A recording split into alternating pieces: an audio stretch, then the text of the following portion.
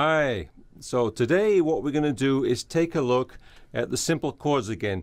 We left off last time when we were doing chords. We're doing arpeggios and doing chords that only require one finger on the left hand. So today what we're going to be doing is taking a look at another example. Example 2, page 24 in the book, if you have the book. And this involves these 4 chords, and you notice here that we've got 1, 2, 3 chords only require a single finger, but one chord here, it has 2 fingers. So let's take a look at it. This is the chord progression. You're going from G to E minor, C to G7, and it goes like this. I'll play it for you first, and then I'll explain about the transitions, like moving from one chord to another. So it goes like this. E minor, C, then G7, and then there's a repeat. C,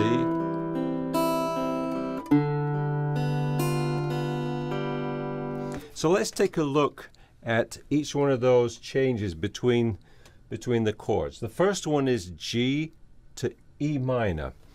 Okay, so G to E minor, you're going to have your 3rd finger placed on the 3rd fret of the 1st string, and then you have to reach over with the 2nd finger, and that's onto the 4th string on the 2nd fret. So the best thing is if you can have that finger ready, so when you're playing that first chord, if that other finger is hovering over the string. So see if you can get your fingers in position before you try this. So you're going to play the G chord with that 3rd finger pressed down and have this other finger above the 4th string. So it goes like this. Then you put the finger down. So one more time. You're going to be counting 6 here. So you're going to go 1, 2, 3, 4, 5, 6. Then that finger goes down on the 2nd fret. Okay, so that's the first change. The second change is going from E minor to C. So E minor to C. Now what usually happens, if I just show this to somebody for the first time, they'll play that 2nd chord, then they'll take the fingers off and try and put the fingers down again.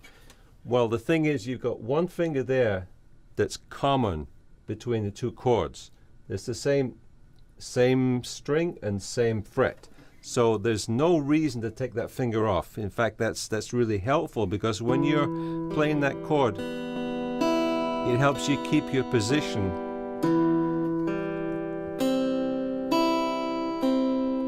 So the only movement you have to do there is to take that first finger and place it down like that. Okay, so that's the second change. And then the third change is going from the C to the G7. So again, what often happens is, I'll see this. So what's happening here between the C and the G7 is you're going from the C, and then you're going to have to go to G7, which is on the 1st fret. So what you want to try and do is hold down this chord,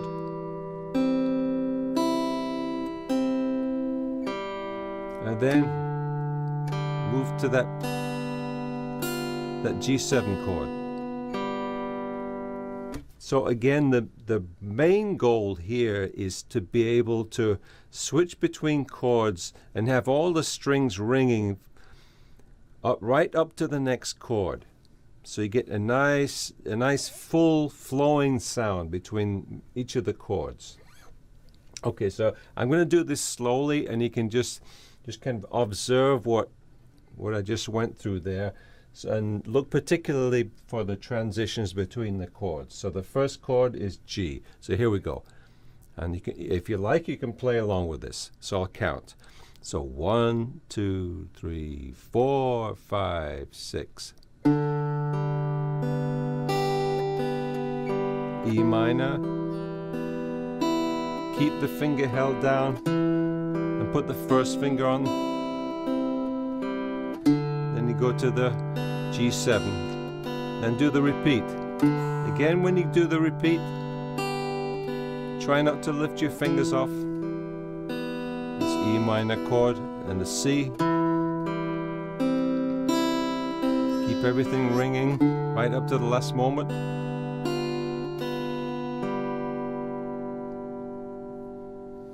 The next chords that we'll be doing will involve putting 3 fingers down at once.